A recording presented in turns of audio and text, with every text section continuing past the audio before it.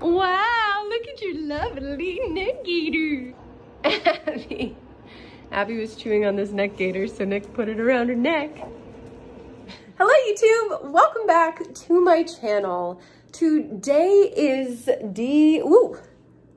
December 9th, 2019, Vlogmas day 11, I think.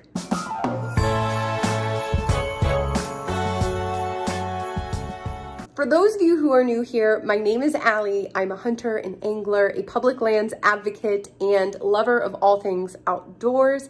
And here on my channel, I share my adventures. If you have not seen my last video, I killed a doe.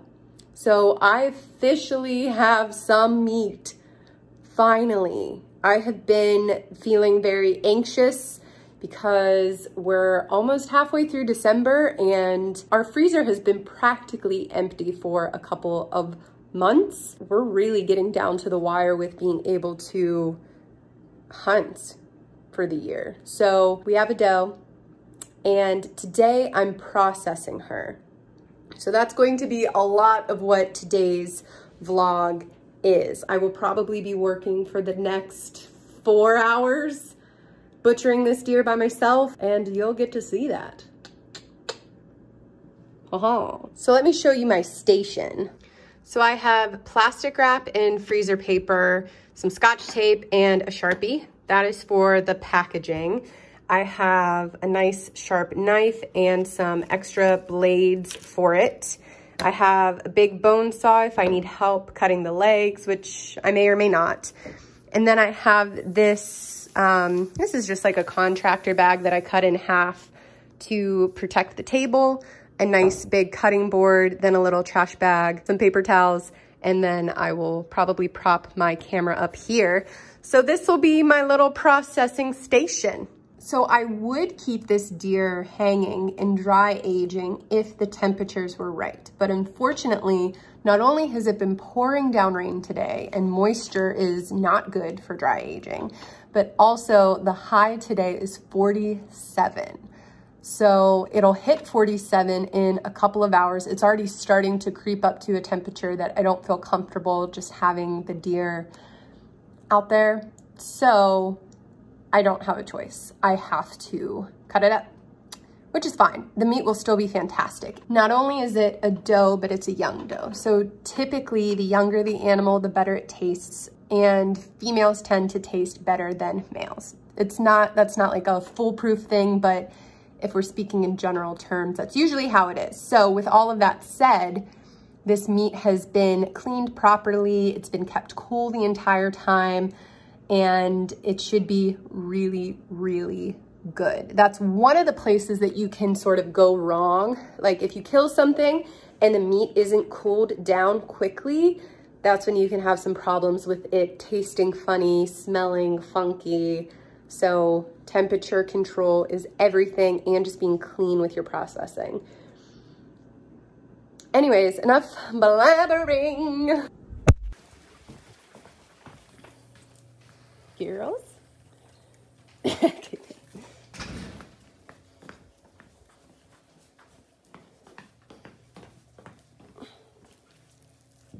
All right, so step one is to clean this back ham up. I'm gonna cut the fat off, silver skin, and then I'm going to break it down into its parts.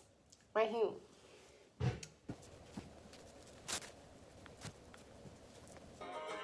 Don't know why, but every time I cross that river, Lord, there's something tears me up, makes me wild.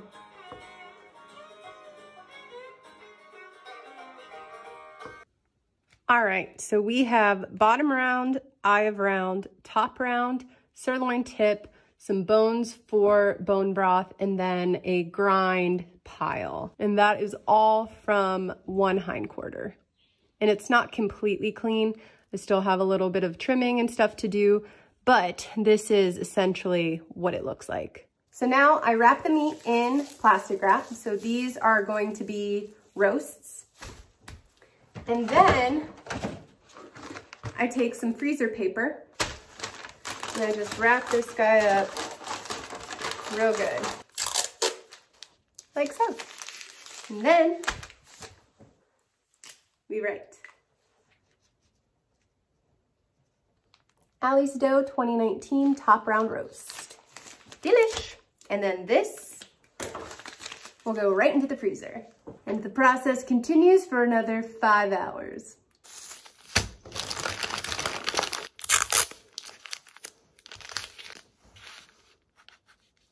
Bottom round.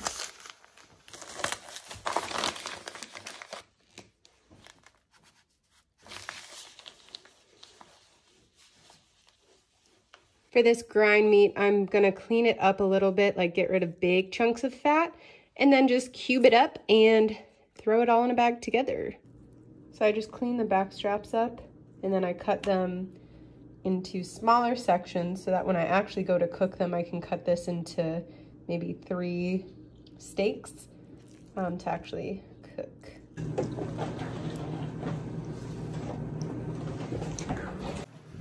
Another leg, some more grind.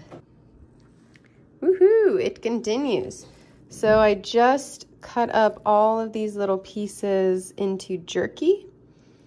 So I'm going to make some homemade jerky on the pellet grill smoker. So that all of these are cut nice and thin like that. So if you want to see how I did this, I just filmed a video separately about how I break down an entire hind quarter and how I'm making my jerky. This is all just grind meat, stew meat, and then I still have the shank. Saved another bone for bone broth, and it's like 4 hours later. It always takes me so long to process a deer. And I don't know why I'm so slow, but I just am. I'm very methodical and it takes me a long time. So it's 7:45. The next task on my list is to edit because I still have to get a video up tonight. So this is what I will be doing the rest of the night. Just editing. And that's all. So I have decided that I am going to marinate this jerky so that I can cook it on the smoker tomorrow.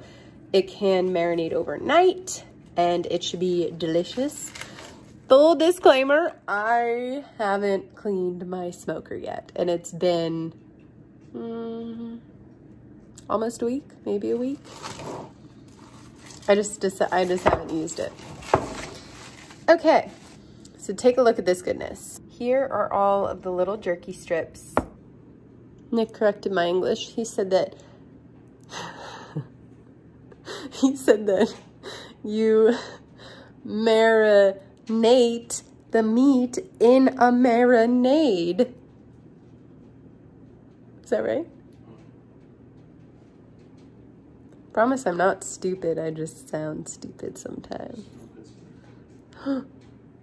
He said you're just from Pittsburgh. I'm a Yinzer. Anyways, back to the meat. So I'm putting in here soy sauce, Worcestershire sauce, black pepper, onion, red crushed pepper flakes, honey, and I think that's it.